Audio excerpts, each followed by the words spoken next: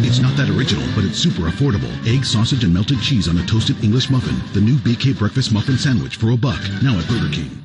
Damn! Burger King not only copied the McMuffin from their competitor, but advertised that they did so. That is ballsy. Score one for the king. Of course, this kind of thing happens all the time in the corporate world, and in art, film, music, gaming, you name it. Capitalizing on the success of your competitor by borrowing their ideas and making them your own, perhaps improving upon them, is an age-old practice, and the biblical authors were no different. Here are the top 5 times the Bible borrowed from its competition to sell its message.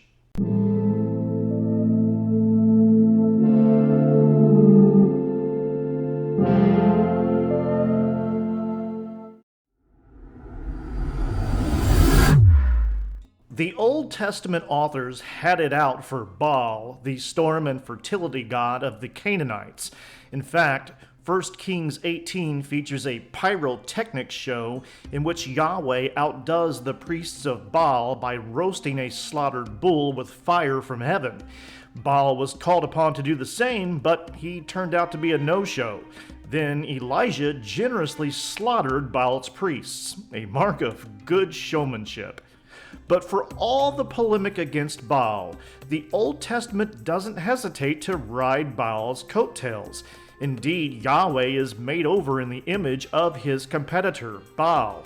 Psalm 68 and 104 describe Yahweh as riding on the wings of the wind, just as Baal was the cloud rider, and depicts Yahweh's power over the sea using the imagery of Baal's conquest over the sea god, Yam. Yahweh's conquest over Leviathan in Job 41 and Psalm 74 is prefigured by Baal's battle with the serpent Lotan. And like Baal, Yahweh commands lightning and rain, clouds and wind. Yahweh is molded into a storm and warrior god based on his popular Canaanite predecessor. In ancient texts from the Canaanite city of Ugarit, Baal is said to have been killed and devoured, but later apparently raised from the dead and vindicated upon his throne. Old Testament scholars like John Day and John Levinson note that the metaphorical imagery of death and rebirth for the nation of Israel in early Hebrew prophets is inspired by this tale. As John Day states, the imagery of death and resurrection in Hosea is directly taken over by the prophet from the imagery of the dying and rising fertility god Baal. Hosea, of course, was highly polemical against the cult of Baal, but polemic can sometimes involve taking up one's enemy's imagery and reutilizing it for one's own purposes. And that's precisely what we're talking about here. The use of your competitor's imagery or ideas in a game of one-upmanship. Ancient Egyptians both worshipped and sought favor from Sekhmet, the lion-headed goddess of war, pestilence, and plagues. Her plagues were known as the messengers or slaughterers, which she inflicted upon Egypt's enemies, and Sekhmet herself was known as the destroyer. She was even associated with the blood-red inundation of the Nile. Lo and behold, Exodus tells us of 10 plagues visited by God upon the Egyptians, including pestilence and the transformation of the Nile waters into blood. Exodus 12, verses 13 and 23 even refer to the destroyer, the epithet of Sekhmet. The Hebrew authors of this narrative are utilizing Egypt's own mythology against them, borrowing traditions about Sekhmet in another game of competitive assimilation and one-upmanship. Christianity was born into a Greco-Roman world where the imperial cult reigned supreme. The illustrious Caesar Augustus was declared Divi Filius, the son of a god, as well as savior of the world. An ancient monument even declares the Evangelion, that is, gospel or good news, of his birth as a god, marking the beginning of a new and triumphant era. Following his death in 14 CE, the Romans regarded Augustus as having joined the company of the gods. Per Suetonius, there was a man of Praetorian rank who swore an oath that he had seen the form of the cremated emperor ascending to heaven. Early Christians adopted the rhetoric of the imperial cult to hail Christ as their savior, pitting him against Caesar and declaring his superiority. Just as various Caesars were deified in the image of Rome's legendary founder Romulus, Christianity appears also to have partaken of the Romulan tradition. Like Romulus, Christ is taken up in a cloud, deified and immortalized, accompanied by prodigies and darkness over the land, later appearing to witnesses to issue a great commission. The Gospel of Matthew seems to emulate the death of Julius Caesar, with earthquakes, darkened skies, and the silent dead rising from their tombs, just as we find in Ovid's earlier account. The pervasive mystery religions were another popular religious expression against which Christianity was competing in the Greco-Roman world.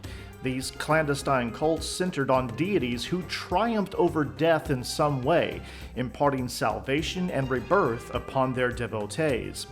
In Paul's letter to the Romans, he condemns those who, though wise, became fools and exchanged the glory of the immortal God for images made to look like a mortal human being and birds and animals and reptiles.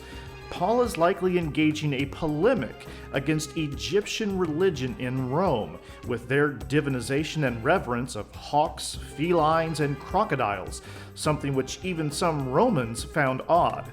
But, to quote John Day once again, polemic can sometimes involve taking up one's enemy's imagery and reutilizing it for one's own purposes. And Paul appears to be doing just that later in Romans 6.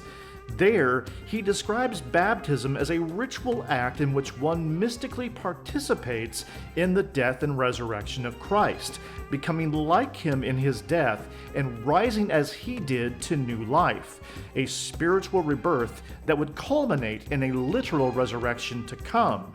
Members of the Egyptian mysteries in Rome were likely undergoing the same kind of ritual, baptized into the death of Osiris, who had drowned in the Nile waters and reborn, Rheinatus, by identification with his resurrection.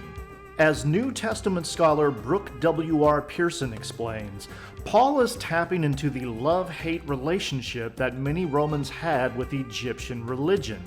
On the one hand, Romans found various Egyptian practices primitive and strange, as Paul exploits in chapter 1 with his denigration of animal worship. But on the other hand, many in the Greco-Roman world were seized by fascination with Egypt's mystique and grandeur, with cult centers devoted to the worship of Isis and Osiris spread throughout the empire. Paul thus condemns Egyptian religion in chapter 1 of Romans, but reutilizes a popular aspect of it in chapter 6, another prime example of competitive assimilation. The cult of Asclepius was one of the most popular and widespread throughout the Greco-Roman world. A divine physician, Asclepius had the power to heal the lame, the blind, and the paralytic, and raise the dead. Asclepius himself was killed and later raised up by Zeus, appearing to devotees to perform miraculous healing at his temples of worship. As scholar Louise Wells states, the parallels with the life and work of the man Jesus of Nazareth and with the post-resurrection nature of the Christian Jesus are obvious.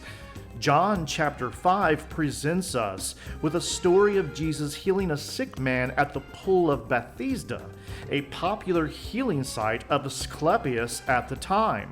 The man had apparently been long awaiting to receive the healing power of Asclepius to no avail, until Jesus arrives and heals him on the spot. The intent of the author is clear. Jesus is the supreme healer, the one more powerful than Asclepius. John's Gospel pits Jesus against the god of wine, Dionysus, as well, by insisting that Jesus is the true vine. In all of this, the biblical authors are directly interacting with well-known pagan myths of the time, both delegitimizing and co-opting them to spread the message of Jesus as the new Savior and object of worship for their Gentile audience. Per Dr. M. David Litwa, Christians were socialized in predominantly Greco-Roman environments. Thus, it is no surprise that they employed and adapted common traits of deities and deified men to exalt their Lord to divine status. Out of their devotion to Jesus, early Christians depicted his divinity as unique and thus superior to any competitor. This desire to go one up on one's rivals is part of the dynamics of a missionary religion seeking to expand its influence in a diverse religious marketplace. To use an economic analogy, Christians modified the design of many competing products on the market, that is, other divine and deified individuals, and after more vigorous and widespread advertisement, presented these modified religious ideas under their own trademark. In the days before copyright, such competitive assimilation was rife and effective in the marketplace of ideas. So there you have it, the top 5 times the Bible borrowed from its competition to sell its message. As we've seen, this was done by both Old and New Testament authors, precisely because it was common practice in antiquity, and it's still common practice today.